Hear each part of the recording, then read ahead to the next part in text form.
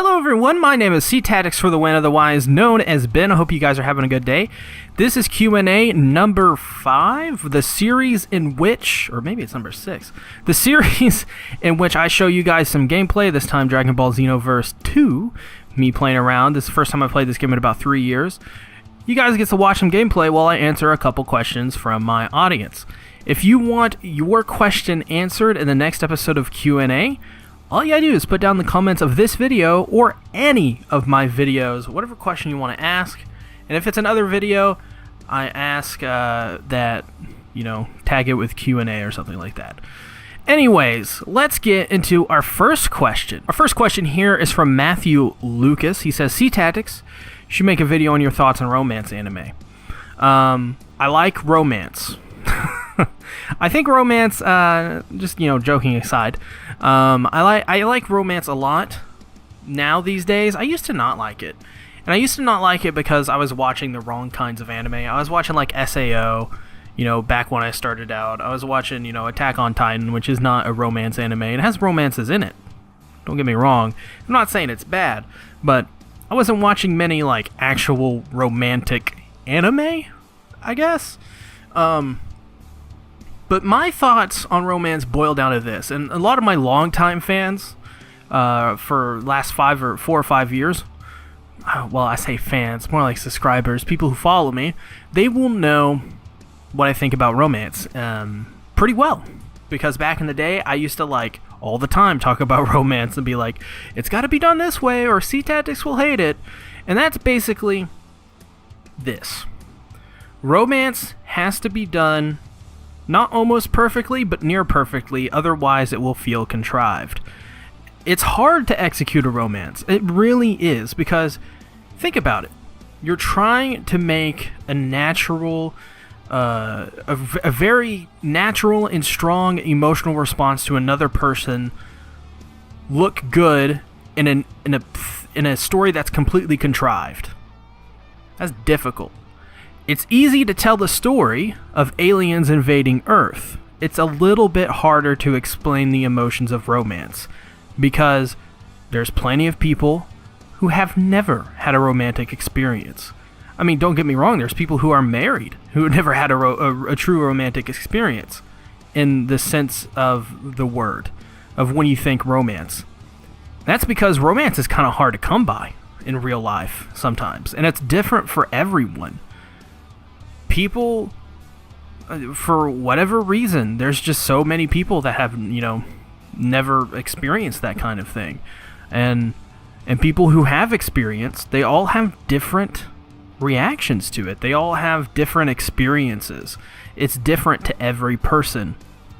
Just like how when someone eats a cheeseburger, some people may hate it, some people may like it. It's the same thing, but it's different, because it's a strong emotional response to another person. It's to say to someone that you love them is very strong thing to say. That's one of the best things you can say to another person, is that you love them. So try to put that in an anime. It's a little difficult, right? It's hard. It's hard to make a romance feel good. That's the truth. Just some examples of really good romance. Fate Stay Night 2006, or the Fate route. I think Saber and Shiro's romance is actually probably the highlight of that whole show, or that whole route, that whole story, because it feels natural. It feels, not only does it feel natural, but the viewer wants to see it, and when the viewer sees it, it feels like it's a nice payoff, and they very cleverly write it in a way that it makes it seem like it's an actual romance, even though it's taking place in a battle royale between historical figures. That's just a really strong suit of Fate. That's a writer's thing. Another one is Spice and Wolf. Spice and Wolf is easily top 5 Mount Rushmore romances in anime of all time kind of deal. Another one, although it's not technically the star of the show, and this is actually a good example to bring up, A Silent Voice. Not every romance has to be, not every great romance has to be in a romance anime. It could be a side story. Side story romances are actually kind of really good. Think of Mikasa and Eren in Attack on Titan. Attack on Titan is not known for its romance. But I kind of want to see Eren and Mikasa together. Kinda. I haven't watched Attack on Titan in a while, so bear with me on that one. The fan base may have changed their opinions on that. But yeah, that's my example. It's just got to be really good. It's got to be really, really good. Otherwise, it will be contrived. And you don't want a romance to be contrived because, like I said earlier, it's already hard enough to do.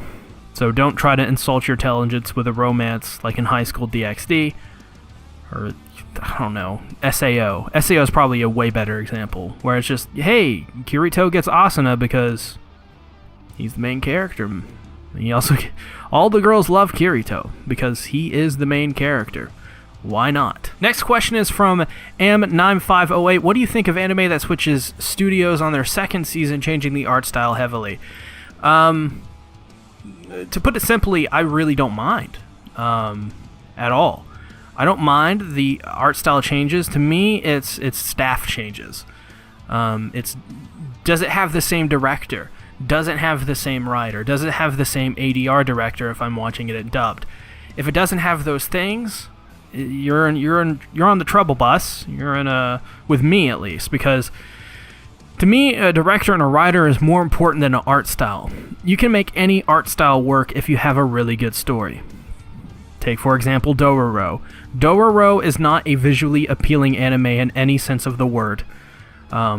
It's got good visuals, don't get me wrong. It's animated really great. The art style is a lot of hard work put into it. Don't get me wrong. But is Dororo like a technical powerhouse art style? No, not really. What you really stick around for is the writing and directing and, ADR if you're into the dubs. So, that's kind of like my thing, is that I don't really care. And the best examples is One Punch Man Season 2 and My Teen Romantic Comedy Snafu. Season 1 and 2, the changes there. Although that one is... I don't know what people think about that. I think both studios for My Teen Romantic Comedy Snafu are perfect.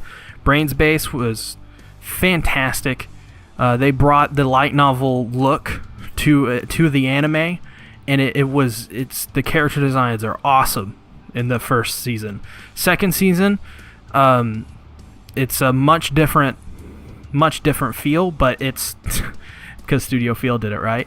But it still looks really good, as good as season 1. So, although I will say they do change some character designs in season 2 that I don't agree with, based off the original character designs in season 1. That's for example, oh god, what's her sister's big sister that teases MC guy? I can't remember her name. But the older character in the series, the sister of the black-haired girl. It's some of the things I don't agree with, but I don't care, because is the writing and directing good? That's all I really care about. And I think a lot of people they overreact to it because it's different, right? We don't like change. And I understand that. It's a very human thing, and it happens to me sometimes too. When I saw One Punch Man, when I saw One Punch Man get a season 2 by JC Staff, I was like, good for them. Because I like JC Staff. I like Planet With and what they did with Planet With. I think Planet With is one of their best looking anime they've ever made. And sadly, it's not living up to Planet With's quality, which I think is UFO table levels of good. But that doesn't matter, because people are still watching One Punch Man. People still like One Punch Man, even though the studio isn't as good as Madhouse. And why is that? The writing and directing. It's all there. And that's what's important over a studio. No, don't get me wrong. I'm not saying you shouldn't fanboy over studios. Well, you shouldn't fanboy over anything. I'm not saying you can't be a fan of a studio or whatever, or want them to continue working on a season 2 of a season 1 they made.